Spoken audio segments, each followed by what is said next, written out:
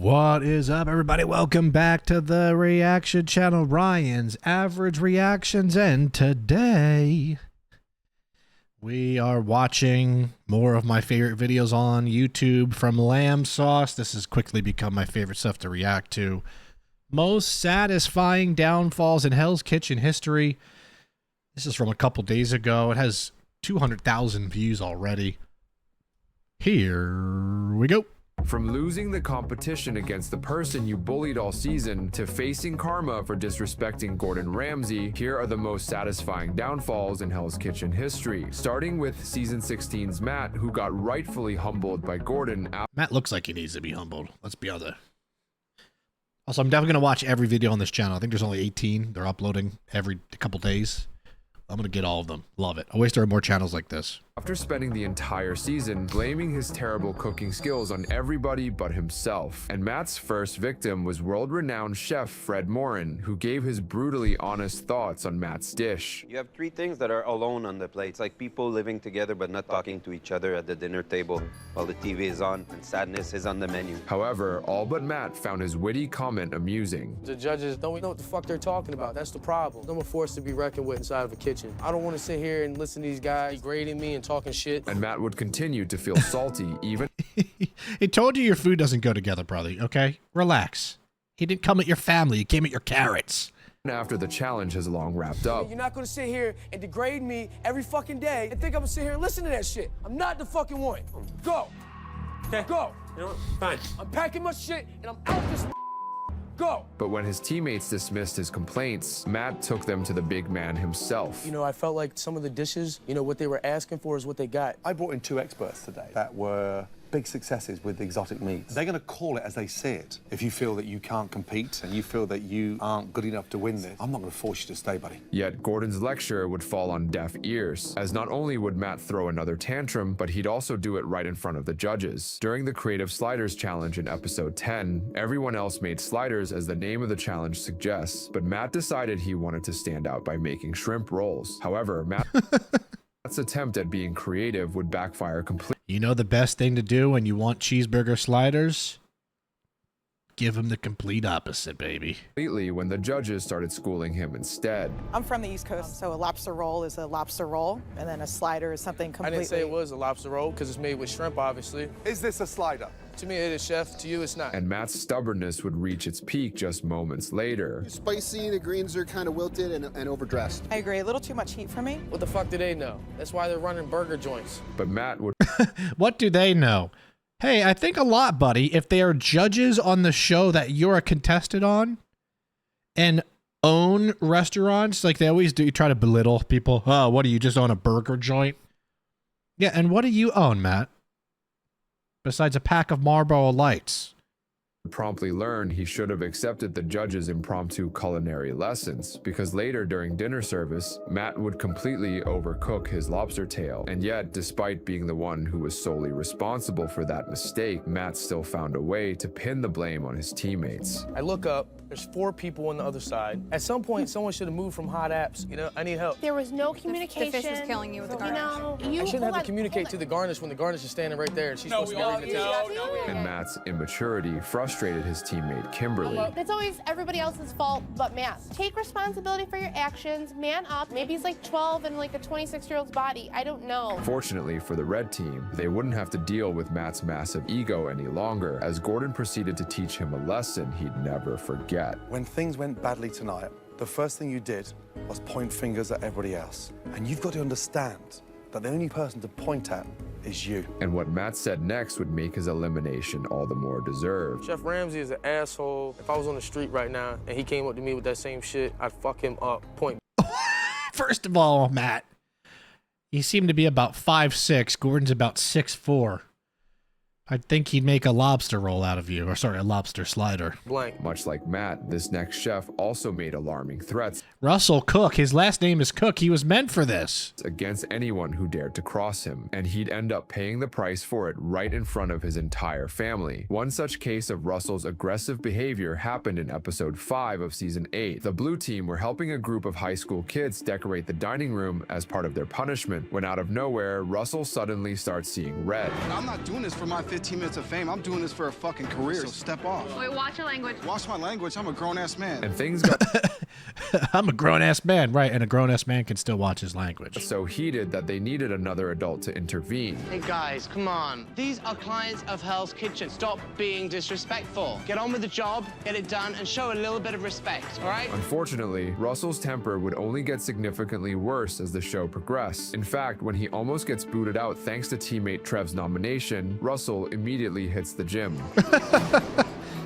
Hitting the gym while you're in your cooking outfit is so funny. You need to talk to me Yes, chef. Yes, chef. about this. Whatever. Meanwhile, this only made his teammates even more convinced that they were watching Russell dig his own grave.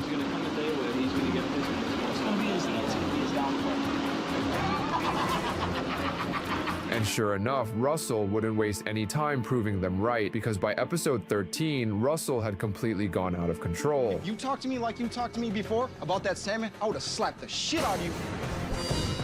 If you ever think you can cop an attitude like that with me, best believe you're gonna catch one to the side of your fucking head.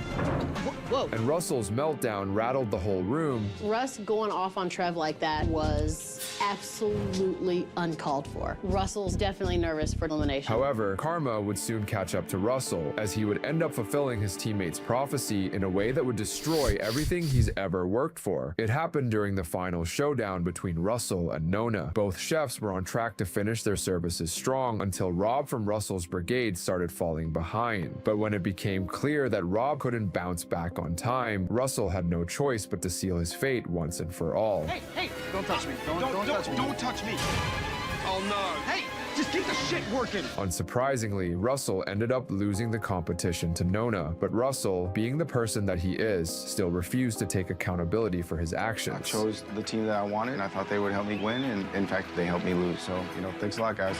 They helped me lose. You will never get a job in any city I work. I'm gonna definitely blackball you guys, because you guys fucked me so royally. While Russell's temper cost him everything. Sounds like a bunch of the owners from all the Kitchen Nightmares episodes I watch, where it's like most of them take no accountability, except for John from Mama Maria's the other day. If you've been looking for a Patreon to support that does full episode reactions of TV shows like this, you found one. Link in the description. Patreon.com/RyanAbe. You'll see the link in there. Support it. Check it out. Become a member. I just watched the Mama Maria full episode of Kitchen Nightmares, and it was a really good episode, and one of the rare ones that wasn't terrible at the end. So we're up to 181 patrons. We're almost at 200. That is, I could legitimately cry. I'm not even kidding. It actually makes me almost emotional. Almost 200. Let's see if we can get that push in the next couple. If we can hit that by Christmas, 200. Wow. So yeah, check out the Patreon. First link in the description. Bunch of content on there. Bunch of Hell's Kitchen. Bunch of things. Just a bunch of a bunch. A bunch of crunch. Infamous chef Elise would end up in tears after getting owned not once, but twice by her own victim. From the moment she arrived in season 9, Elise turned the competition into a living nightmare for everyone around her, constantly picking fights with other contestants and even with sous chef Andy. I'm here, you're here. Get it straight. Hello? I heard you. You're so fucking disrespectful. And because of Elise's toxic attitude, almost all of her teammates already wanted her gone by the 4th episode. Elise, chef. Cooper, who would you have dropped? Elise as well. Jennifer, who would you drop? Elise. Gina? Elise, chef. Natalie, you were in the red team. Who would you send home, Elise or Kerry? Elise, chef. Nevertheless, that didn't stop Elise from starting even bigger fights, and her altercation with teammate Jen in episode 14 might have been the worst of the season. After putting up an awful performance during dinner service, Elise was about to be put on the chopping block by her team when she suddenly had an evil idea, and it involves rallying the rest of the Black Jackets to throw Jennifer under the bus. I'm better than 5th place. I don't want to fucking go home in 5th place. I promise if you will defend me. I'm better than 5th place. I want 4th place. To the end, I will have your back. I'm being diplomatic and I'm asking you to look out for me because I will look out for you. Elise is playing like it's Big Brother. I know you're better than me. The chefs, unfortunately, fell right into Elise's trap, and Jennifer couldn't be more disappointed. I can't believe you two would actually sit here and say that she is better than me. I am. I have a fucking better palate, and I can cook way better than she can. You didn't show it in the challenge. What? Elise, you're going about this all wrong. But that wouldn't be the last we'll ever see of Jennifer, as both she and Elise would return in season 17, where Elise would meet new... How many seasons of this show are there? I'm watching season 2 from its base, from 1 up, and my God. punching bags, just like Chef Michelle. And you call me rude. I'm not rude, but... Yeah, you are. That's No, rude. I'm not. You're rude. What's with the attitude? You really need to drop it. You say I don't that... have an attitude. You haven't begun to see me get an attitude. She does a lot of this. Michelle talks too much. But little did Michelle know she, along with Jennifer, were about to get front row seats to Elise's upcoming shit show in episode 12. With only one spot remaining in the final 5, chefs Robin, Elise, and Jennifer had to compete in a final cookout to see who could grab the final black jacket. But halfway through the challenge, Elise drops the ball spectacularly. Oh my God, she's putting her potatoes in the Vitamix. No. They're gonna be gummy as fuck. Nope, they're done. Gummy. They're already gummy. That's bad. And Jennifer was beyond Who doesn't want gummy potatoes? That sounds great. ecstatic to watch Elise crumble. Culinary 101 has gone out of Elise's brain. Elise is cracking under this pressure, and I couldn't be happier. But an even sweeter payoff would come just moments later when Gordon decided to eliminate Elise. Redemption, bitch. Bye-bye, Elise. You went out first. Boom. And as for Michelle, she'd also turn out to be the last one laughing after not only forcing Elise to cook for her in the final service, but also making her cry by winning the season. You okay, Elise? Hey, you're on the winning team. While Elise definitely Hey, you're on the winning team. earned her title as most hated chef in Hell's Kitchen, season 8's Sabrina was a whole different breed of insufferable. Across the season, Sabrina constantly proved that she only cared about herself. Just like the time in episode 1 when she brought her Wellingtons to the pass despite being told by her teammates to wait for the garnish. And when Gordon... That's the thing on this show. People just don't listen. If you just listen and follow orders and instructions well, I feel like you can get really far, even if you're not the best chef per se, right? But it's like, God, people just don't listen. It's like Gordon's favorite quote, listen, listen, listen, shut up. Learned of Sabrina's little stunt, he immediately called her out. Why are you throwing them under the bus? I'm not, Chef. So what the fuck is this doing here? I'm sorry, Chef. I cooked it for you, Chef. I don't know. What can I do with it? Nothing, Chef. Later that evening, You can eat it, chef. Sabrina was consequently nominated by her team, but instead of giving reasons why she should stay in the competition, Sabrina starts going after her teammates instead. If it's between us two, I mean, she's spent, Chef. You know, I'm young. The world is my What oyster. was that? I'm Just keep spent? me. Spent? Finished. Yeah, you're Are you finished. kidding me? And even her It's a nice way of calling someone old. Yeah, she's spent. I'm young. I may suck at cooking, but she's old. teammate Nona, who wasn't even nominated, wouldn't be safe from Sabrina's rampage. I think that Nona should go home, Chef. Her idea of fine dining is fried chicken, Chef. She can't cook asparagus. She snores, and it keeps us all awake. She snores? What does that have to do with the cooking? I honestly believe she's good for nothing, Chef. Wow. While Sabrina can't seem to put her personal issues aside for what really mattered, her arch nemesis Melissa showed that she was better than that, as she even went over to help Sabrina when she was struggling in her station. Put back in the oven. 2 pink. Cooking meat is a basic thing. She had not a clue. Not a clue. The pork's beautiful. Just because I don't get along with her doesn't mean the guests outside have to suffer. In contrast, when Sabrina had the opportunity to pay that kindness forward with Gail, who was falling behind, she proceeded to sabotage her instead. Everybody thinks that I'm stupid, but you know what? I'm one manipulative motherfucker. How long? If everybody thinks you're stupid, newsflash, you might be stupid. Pork to spaghetti. Ready, I'm ready to walk. I'm ready to walk. What is going on? Sabrina, what are you doing? Bring it up. Everything has to go out at the same time. And right after that service, Sabrina even went after the very person who rescued her earlier. Put me up. Calm down your little ghetto attitude and shut the fuck up. Whoa, Melissa, damn. You're a little puff ass. Now you deserve to fucking go. If you're in a gift check, you ain't done better than me at all. At all. But if you thought Sabrina couldn't Jesus. possibly be more shameless, It's like you couldn't forget be this is a cooking show. more wrong, because when she gets put on the chopping My, block again for screwing my. the dinner service, Sabrina would point fingers once more. I think Trevor should stay, and I think that I should stay, and I think Gil should leave.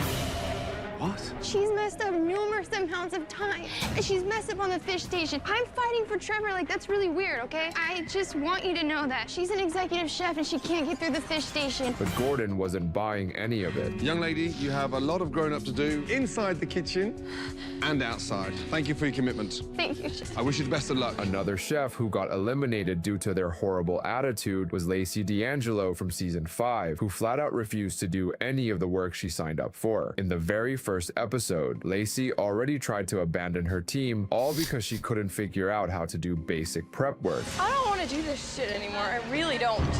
I don't know what to do. I thought I could handle it, and it's just very overwhelming. I quit, you guys. Then, an episode later, Lacey would contemplate calling it quits once again. If you're contemplating quitting 2 times in 2 episodes, you should be off the show.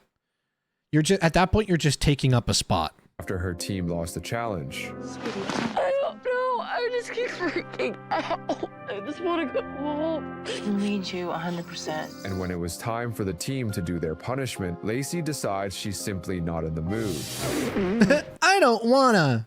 You know, if you want to be good for the rest of us, you should get up and get your... I don't feel good. Give me a fucking break. Everyone's been babying your ass all morning. You really want to start something with me? But even if Lacey does get out of bed, it doesn't mean she'll make herself useful. In fact, she somehow manages to make the job even more unbearable. None of these people here treat me like an equal, and I'm sick of it. Where am I going? I don't know, Lacey. I mean, somewhere where you can polish them. Take him back to that front table, Lacey. Start polishing him.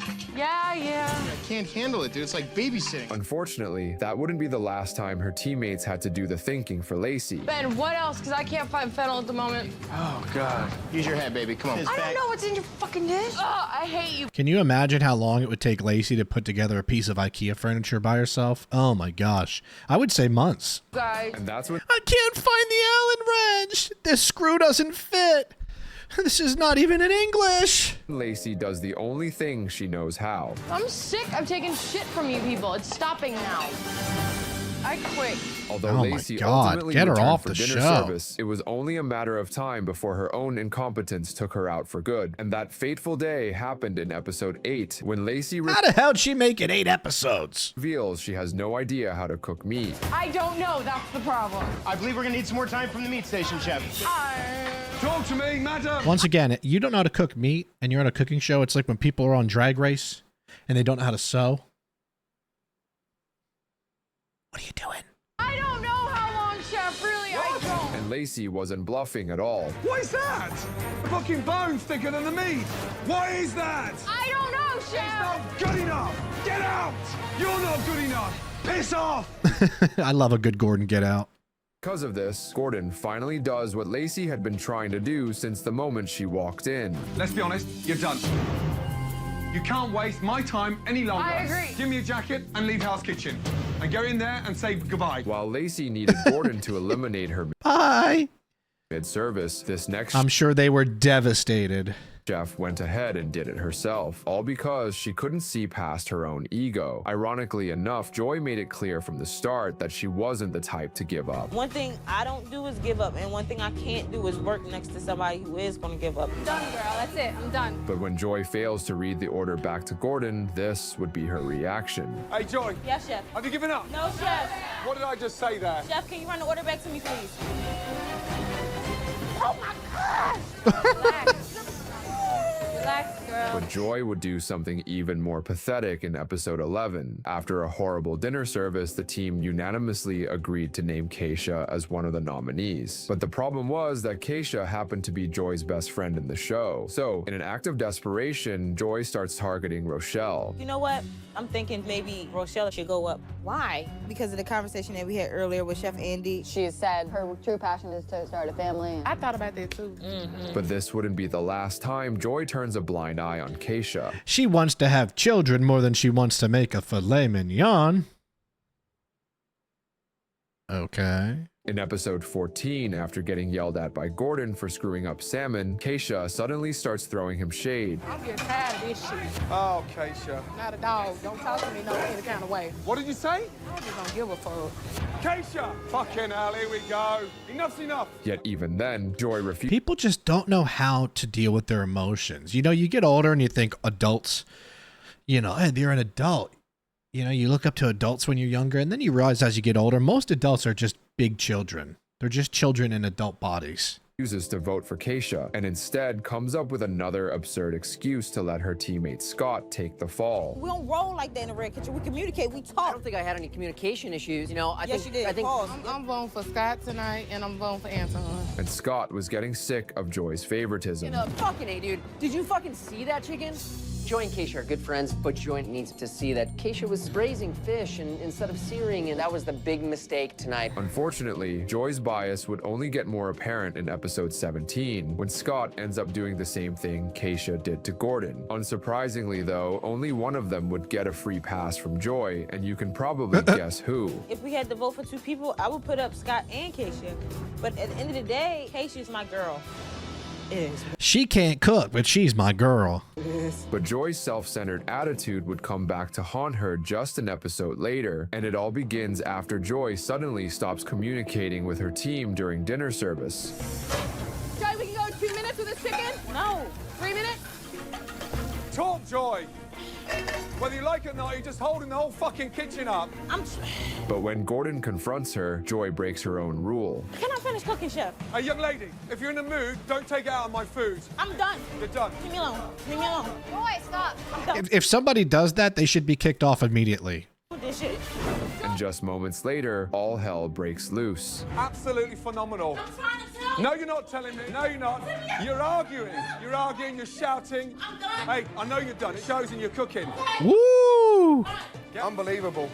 Fucking unbelievable. Although Joy ended up regretting her decision in the end, Season 4's Jen never did, and what she did to Gordon was even more unhinged. It all goes back to episode 1. Look at that giant cooking hat. When Jen failed to impress Gordon Chef's with her hat. signature dish.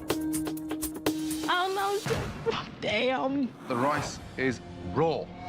But Jen doesn't believe anything's wrong with her dish. In fact, she thinks Gordon is the problem. I think Chef Ramsay might need to read a couple of books. He has absolutely no idea what he's talking about. Read a couple books. I think he's wrote a couple books. And he has absolutely no idea who he's talking to. And Jen Because nobody knows who you are. would even assert her dominance over Gordon It's like you're on his show. by trying to steal his job. Is that order fired? No, I guess not. No fire, Chef. Hey, look at me. Don't dare start calling tables away. Yes, Chef. Offended by Gordon's orders, Jen decides to never open her mouth again. How are you doing, Jen? After she got yelled at, she just shut down. Jen, Like a child. Literally, this is what toddlers do. Jen. But all that brooding only made Gordon even more frustrated. That's you as well, you stuffy face. I don't know what it is with you, but you've given up, and it fucking shows. Just the way you mope, the way you turn, and the fucking chips on your shoulder. I've had enough! While Jen may have clammed up that episode, she'd make a complete 180 just a few episodes later. It's really hard to hold my tongue, especially when it's something where Chef is really in the wrong. I don't even need it yet. It's going with the fucking Wellington. I didn't bring my John Dory up there, Chef. He brought the garnish. Don't shout at me! And that prompted Gordon to pull Jen aside for one final warning. You want to go home?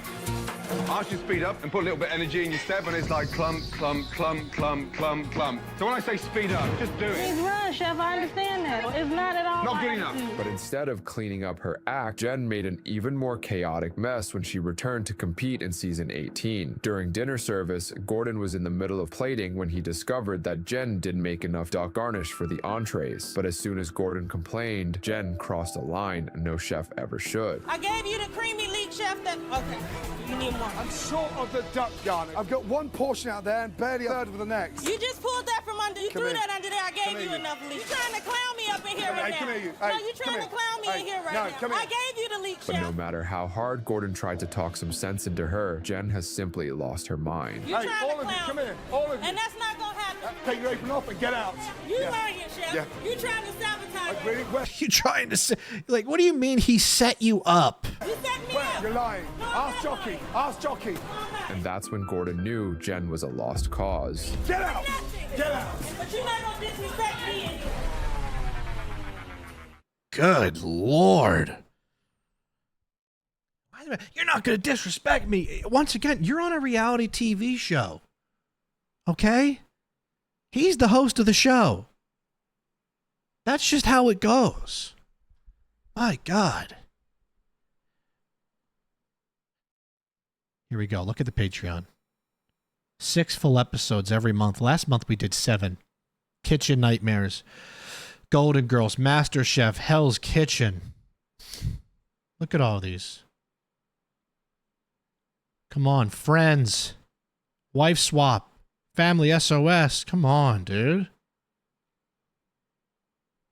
Links in the description. Join the Patreon. I'm telling you, you won't be disappointed. Thank you for watching the video. Thank you to LambSauce for the great videos. Keep making more, please. Thumbs up this video to help me out with the algorithm. Hype the video if it allows. Leave a comment on your least favorite or favorite Hell's Kitchen contestant if you have one. And of course, the big one, subscribe to the channel. Well, I guess the big one's the Patreon, but subscribe to the channel. And if you want to check out my links, once again, Patreon's down there. My Twitch is down there where I watch reality TV live. You got a lot of different avenues to keep up with me if you'd like. You guys are smart. You know where the description is. You know how to click on links. I'm not going to make you do all that. But that's it for me here on Ryan's Average Reactions. Thank you for watching. Peace out.